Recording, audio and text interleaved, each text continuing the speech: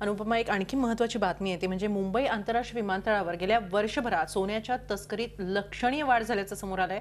सोन्यावरील वेगवेगळ्या प्रकारच्या टॅक्स वाढीमुळे तस्करीत 11% वाढ झाल्याचं बोललं जातंय। सध्या दररोज किमान 50 लाख रुपयांचं सोनं तस्करांकडून जप्त केलं जात आहे। ही आजवरची सर्वात मोठी सोन्याची तस्करी असल्याचं बोललं जात आहे।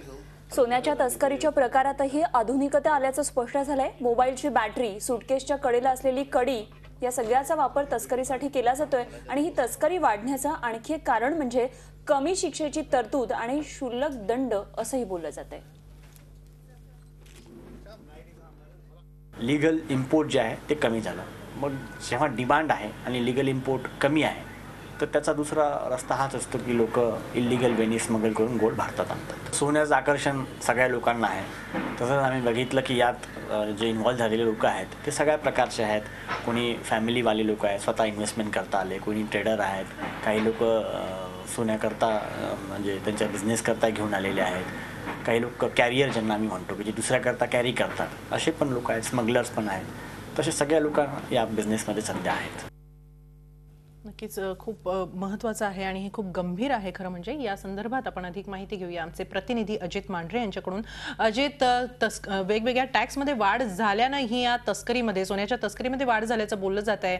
आता या दिशेनं काही प्रयत्न सुरू झालेले आहेत का, काय माहिती मिळते? नक्कीच हे म्हणजे जसं आपल्याला माहिती आहे की 1970 ते 1990च्या काळामध्ये हाजी मस्तान असेल, करीम लाला, दाऊद राजन हे सगळे जे डॉन होते, या सगळ्या डॉननी त्यांचा जो व्यवहार सुरू केला होता तो संपूर्ण व्यवहार यांनी गोल्डच्या तस्करीने सुरू केला होता आणि तो पुढे कायम राहिला। मधल्या काळामध्ये सोन्यावरचा जो कर होता तो खूप प्रमाणात कमी झाला होता, त्यामुळे ते तस्करी कुठे कमी झाली होती। पण आताच्या काळात जवळपास 10% सोन्याचा त्याच्यावर कर वाढवण्यात आलेला आहे, त्यामुळे ही सोन्याची तस्करी वाढलेली आहे। आर्थिक तूट भरून काढण्याकरता संपूर्ण प्रकार केला गेलेला आहे।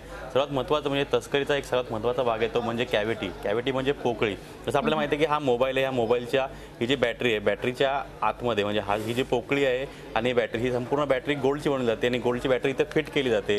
अशा पद्धतीने इलेक्ट्रॉनिक गॅजेट्स वापरले जातात आणि त्या संपूर्ण गॅजेट्समधून हे सोन्याची तस्करी केली जाते। चप्पल असेल, चप्पलच्या खालचा सोल असेल, तिथे एक पोकळी असते, त्याच्यामध्ये सोन्याचे बिस्किट आणले जातात। त्याचबरोबर बॅग असेल, एक नवीन पद्धत जी आजचे मिलिंद लांजेवर त्यांनी आम्हाला दाखवलं की बॅगच्या साईडची जी कडा जी असते ती सिल्वर असते किंवा स्टीलची असते, त्याला संपूर्ण गोल्ड असतं, त्या संपूर्ण स्टीलला गोल्ड प्लेटिंग करून किंवा सिल्वर प्लेटिंग करून त्या जी बॅग आहे बॅगची कड आणली जाते। म्हणजे साधारण कोण लक्ष देणार नाही की ह्यामध्ये गोल्ड आहे। अशा पद्धतीने 1-1 ग्राम, 10-10 ग्रॅम, 1-1 किलो आणि जानेवारी महिन्यातल्या 17 तारखेला तर तब्बल 79 किलो सोनं एका दिवशी पकडण्यात आलं होतं। त्यामुळे ही जी तस्करी वाढलेली आहे, या तस्करीमध्ये लक्षणीय वाढ झालेली आहे। जे अधिकारी आहेत कस्टमचे त्यांचं म्हणणं आहे की इलेक्ट्रॉनिक गॅजेट्स म्हणून याआधी देखील आपण जसं ऐकलं असेल की हाजी मस्तान दाऊद असतील ते लोक इलेक्ट्रॉनिक गॅजेट्समधून सोन्याची तस्करी करायचे, पण आता जो प्रकार वाढलेला आहे तो पुढे जाऊन माणसाचं शरीर आहे, ज्या ठिकाणी जास्त चरबी आहे किंवा ज्या ठिकाणी पोकळी निर्माण होऊ शकते अशा ठिकाणी पोकळी निर्माण करून ते गोल्डची बिस्किटं किंवा त्याचे हिरे अशा पद्धतीची तस्करी केली जाते।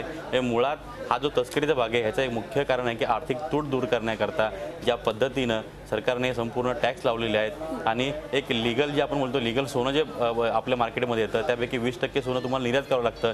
ह्या संपूर्ण गोष्टी लक्षात घेतल्या तर या संपूर्ण जे एक ब्लॅक मनी कमवण्याकरता किंवा सोन्याचा एक जे तस्करी करून सोनं आणलेलं आहे त्याच्यावरती सगळ्यात जास्त फायदा कमवण्याकरता हे संपूर्ण तस्करी केली जाते। आणि यात आता पुढे जाऊन आपल्याला माहिती आहे की सामान्य व्यक्ती देखील या तस्करीमध्ये आले आहेत, कारण का तस्कर आता आपला एक एजंट नेमतात, त्या एजंटकडे सामान्य लोक पैसे जमा करतात, त्यांचे त्या लोकांचे पैसे घेऊन जे एजंट आहेत ते तस्कर त्यांच्या पैशातून मोठ्या प्रमाणात बाहेरून सोनं स्वस्तात विकत आणतात आणि ते सोनं मग ज्या लोकांनी त्या एजंटला पैसे दिलेले आहेत त्या लोकांना ते सोनं देतात आणि त्यांच्या कन्साइनमेंट पूर्ण झाल्यानंतर सामान्य माणसापर्यंत हे सगळं झी 24 तास रहा एक पाऊल पुढे।